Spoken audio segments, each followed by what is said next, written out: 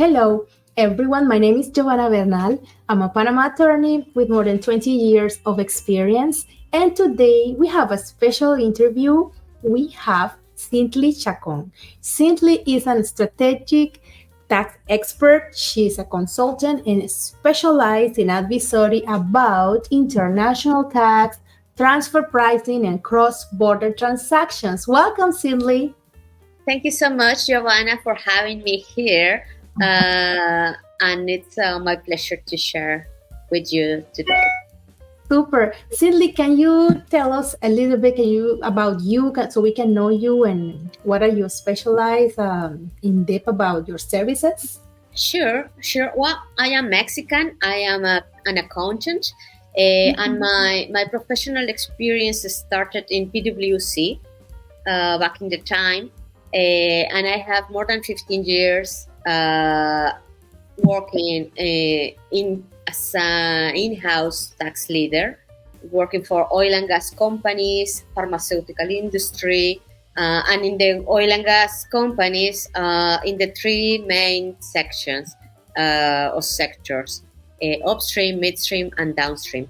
And I have been working as a consultant for within those years of my professional experience, helping companies to grow, to expand horizons, and to improve their transfer pricing policies, to improve their in-house processes, and to achieve all of the financial goals together with the teams, management, and all of in an holistic way.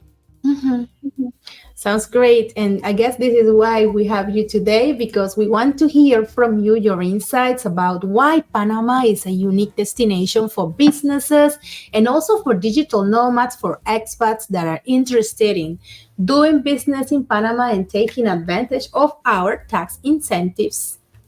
So let's start. Simply tell me, what do you think Panama stands as a hub for international business? Thank you, Giovanna. Yes, I may say that Panama's strategic location is one of the most powerful assets, positioned between North and South America and home to the Panama Canal. It facilitates global trade and business connections across continents. And beyond logistics, Panama offers a robust financial sector, a favorable legal framework, and a territorial tax system, which means that businesses are taxed only on their local income and not foreign source revenue. I can say that Panama is particularly attractive due to its ability to serve not only large multinationals, but also smaller businesses and entrepreneurs looking to expand their operations. There are interesting tax regimes that may reduce the tax burden for the companies, and also they manage a very stable currency. And I think that these are the main benefits of doing businesses in Panama. Right, definitely. And talking about incentives, because Panama is quite famous, it has a very good position, like location, but also the tax incentives are quite interesting for those that are looking to live in Panama and to relocate, and also not only themselves but also their businesses. We're seeing a growth on companies establishing in the free trade zones, like you mentioned, in the multinational headquarters regime.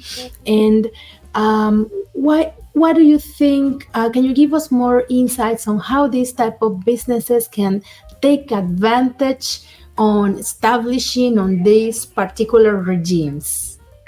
Sure. Well, the Panama dynamism on businesses allow Panama to offer special tax incentives for those multinationals that wants to bring all of the people here to work from Panama to the world, to provide services to all of the related parties that are abroad with a reduced income tax rate. The BIT, locally named as ITBMS, IBMS, ITBMS, it's 7%, which is one of the lowest tax rates across the entire continent. You know, Mexico, for example, it's 16%, and Argentina Wow. is even higher.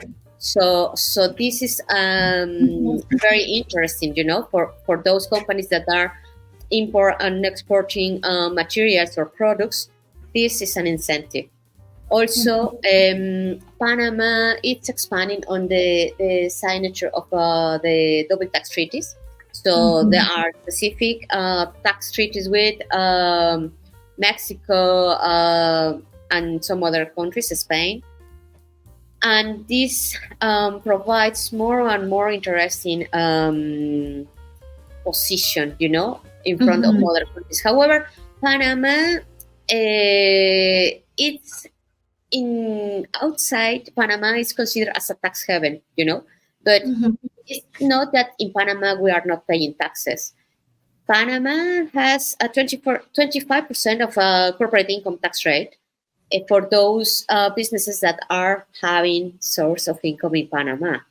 The territorial tax system is what in other jurisdictions they consider Panama as a tax haven, but it's not correct to generalize it, right? We need to analyze in a tailor basis every specific case and identifying if the business or the person can be or can have access to a reduced or a reduction of taxes, you know, depending on its particular situation.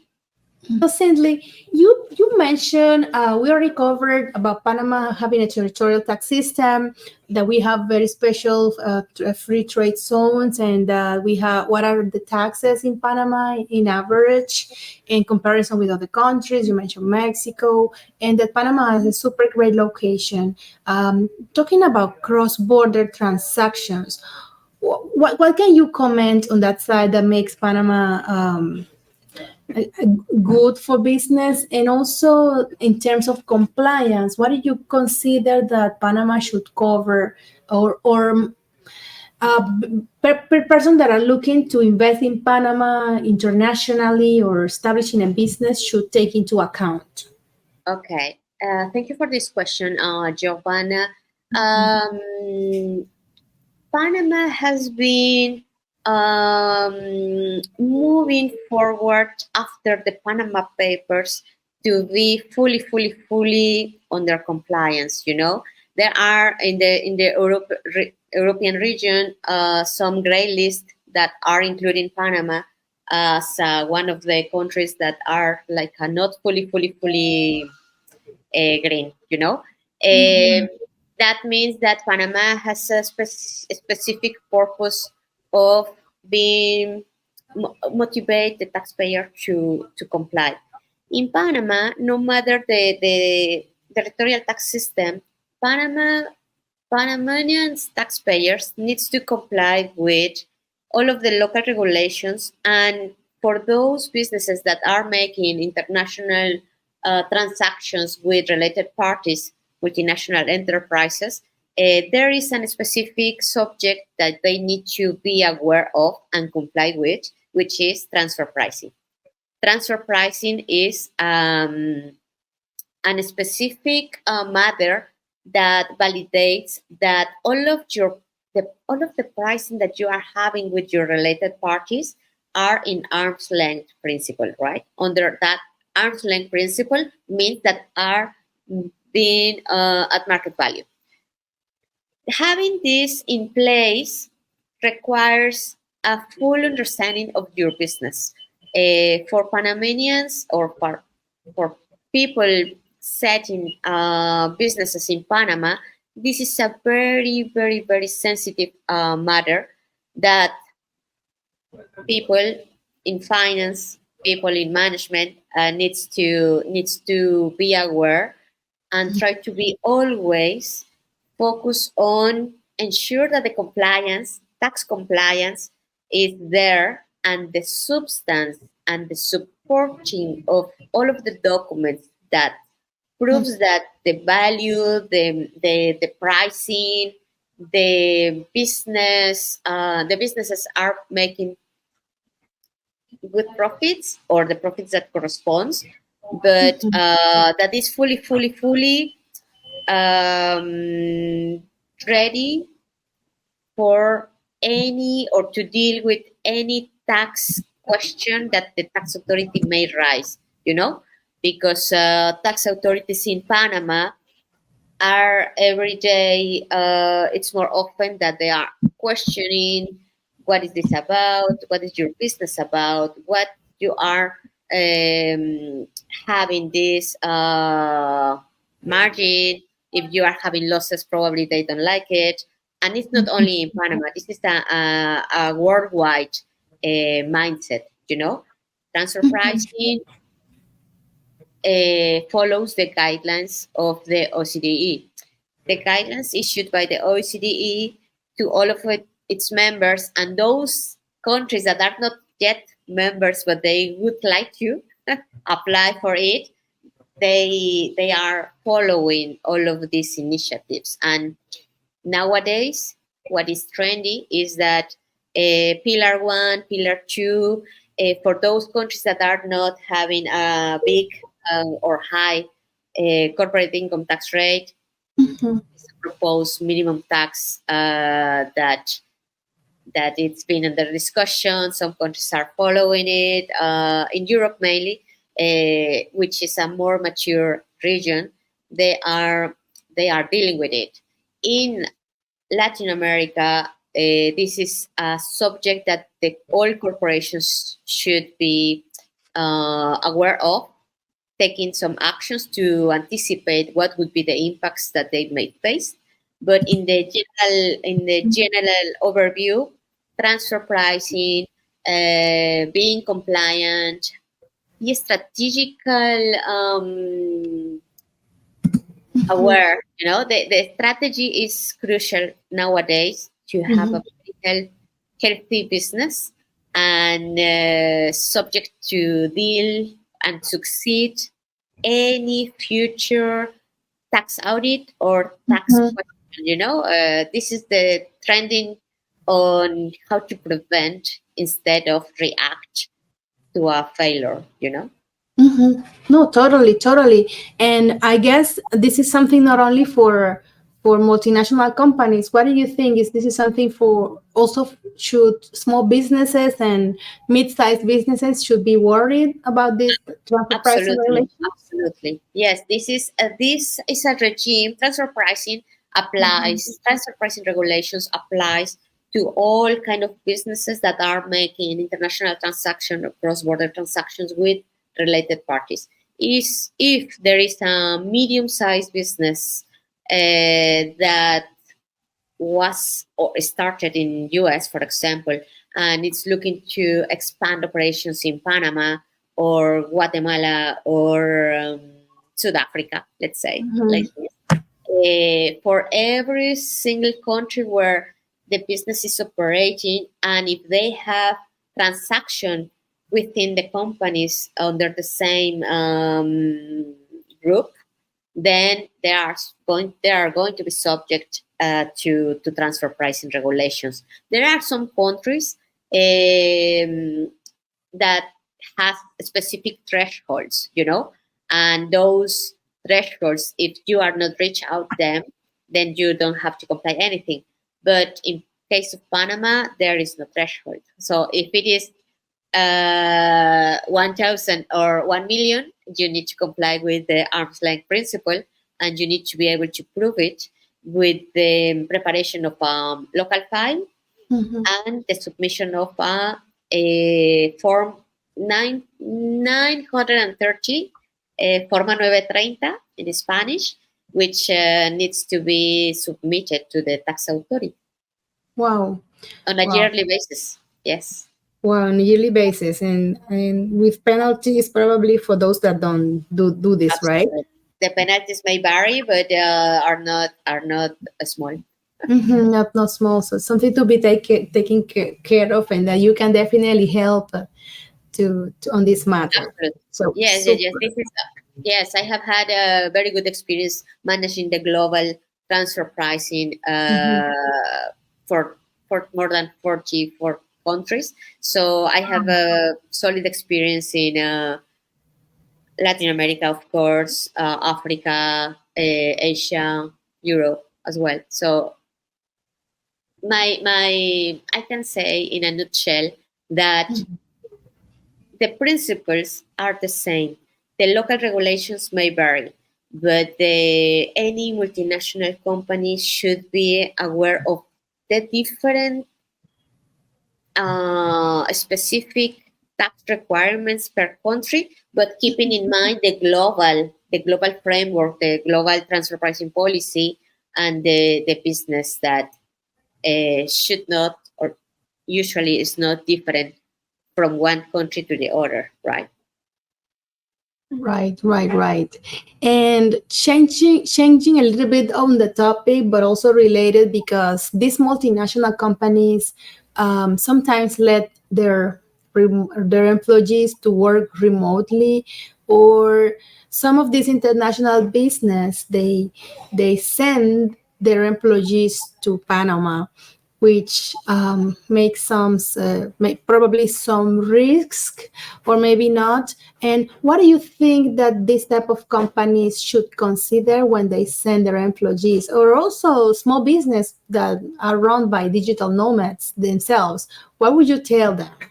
Uh, this is very interesting question, Giovanna. Thank you because the clients that I have received that are digital nomads, they are looking for the freedom to work wherever they want, you know, and for multinational enterprises that have this after the pandemic, the COVID situation, people had to get back to home, and the company was, for example, in another country, and it was very difficult to handle how long the person was living in one city or one country, but the payroll was being received in another country, right? What I can say is that companies needs to be aware of the potential exposures of permanent establishment that the company per se may have. What would be an exposure if there is an executive with relevant commercial background, and they are agreeing some contracts, or they are having more than a simple following orders, but they are having an active way to make business on behalf of the employer, then they probably may trigger a potential PE risk that the company needs to be able to mitigate. To be honest, it's not an easy way to control, but most of the companies nowadays, they are refreshing for those that were traveling from one country to the other. Most of the companies have invited them to get back to the office and to restructure, accordingly. And most of the multinational companies have implemented a hybrid model, not being fully at the office, but partially at the office, partially at the wherever they want, just to mitigate that exposure. In terms of individuals, Panama offers a very good type of visa, for migration purposes. Digital nomads are looking for living in a country which be stable with a strong currency, but trying to optimize the tax burden for their businesses, right? So every single case is different, and those that are willing to expand operations or to do not have any visa for migration purposes, etc., I would invite them to contact us just to receive a tailor-made advice on how they can get the best of the best, trying to be in the middle between where they want to live, where they want to be tax residents, and continue continue enjoying the life of Panama, for example, right? Panama is offering an special visa for digital nomads. Mhm. Right, right, right. And I think it's very important what you just mentioned, that they need to get some advice before they move to a particular country, because I guess they like to be in a different place from time to time. Probably they don't know that they have to pay taxes, or probably in the worldwide income if they stay for a longer time. So it's good to in another country than Panama. Panama is not like that, but it's good to know what are the tax. Implications, right? And it's good to talk to you, so you can maybe structure, their way if they go to other country, because you can cover probably global through. Absolutely, Right. absolutely. Yes. It's really nice. That's really nice. Talking about the future, Cintli, I know that you are very well known on what's going on in other countries and in the global taxation. What do you think are those main aspects that we should know that are probably going on in the future? Probably there are so many, but I think that the most trending topics that are nowadays being discussed for business people, one is the digital services provided across or multi jurisdictions. Uh-huh. Um, not all of the countries have established specific regulations for e-commerce, or for digital services. Nowadays, Netflix have implemented some restrictions for its platform.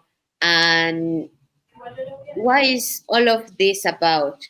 It's mainly BIT, because where the services is being provided, if I pay my membership of Netflix in Panama, but I am traveling to Mexico, or I am digital nomad, so I am from country to country traveling, so then probably the country will not be able to collect the BIT. So this is one simple example, common, but digital services is a challenge. Not all of the countries or tax administration have established standard rules. It depends the market. It depends the people that it's using these platforms. But I think that this is a topic that would be under development, not only in Latin America but worldwide. Italy, for example, have established a digital tax for these kind of services, etc. So it's there are so many items to explore still to have a standard tax treatment on it. And other very trending topic is the cryptocurrencies. We Yes. have been ups and downs on this crypto world. From those starting points where we were able to acquire NFTs with this board monkey, for example. That is when I started talking about NFT and all of this world. But till now, this subject has been evolving. It has been evolving in a way that Argentina is quite active on this.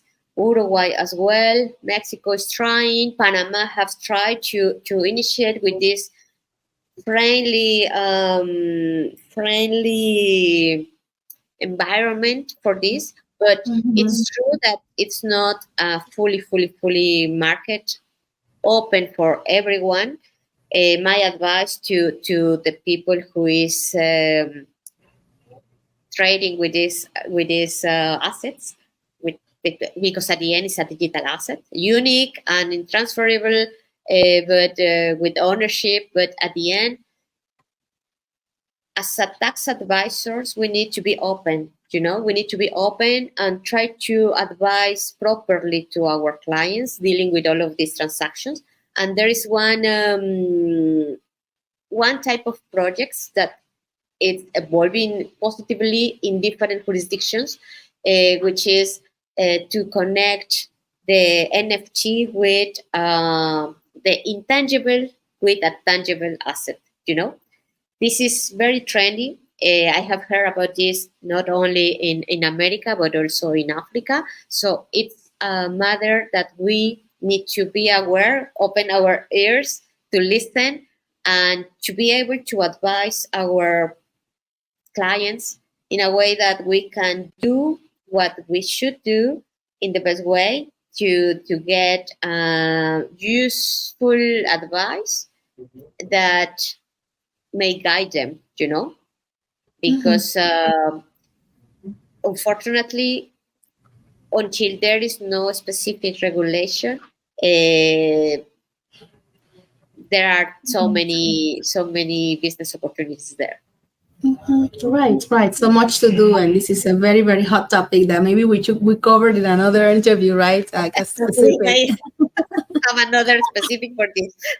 Exactly. Thank you, Cintli, so much for your insights.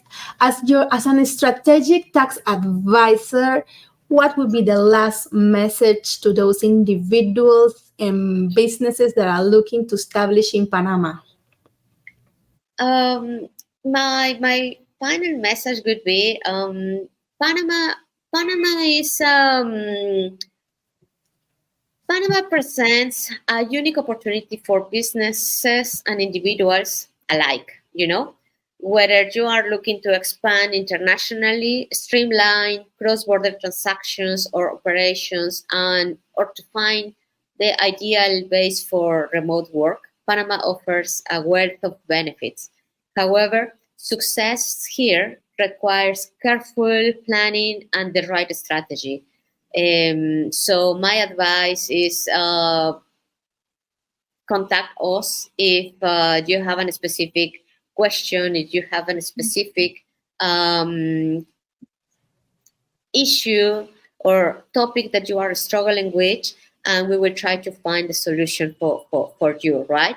I may say that I have very strong experience in so many different areas, from technical assessments, transfer pricing, international taxation, coaching, management of different situations. So I think that don't be afraid to ask. As my grandfather said, the no already, you already know it. The answer no, right? So let's go for the yes. Let's go for what we can do. Let's go for I need you, right? And if you are in that situation, then just contact us. Contact you? Yes, exactly. We're going to put Cintli's contact details in the description of this video. Thank you so much, Cintli, for this opportunity to be in this interview. And hope we'll see you again in other interviews. For sure. Thank you for inviting me, and it's a pleasure to be always talking with you, Giovanna. Thank you. Thank you so much. And finally, we would like to invite you to like and share this video, subscribe to this channel, follow us on social media, and if you're looking to get more information about how to be more strategic on your taxes and how to establish in Panama in an efficient way, you know that you can always contact Cintli. And also, if you're looking to learn more about the visas and options about moving to Panama, you can always click in the link below. I'm going to put also our information, and thank you. See you later. Bye-bye. Bye.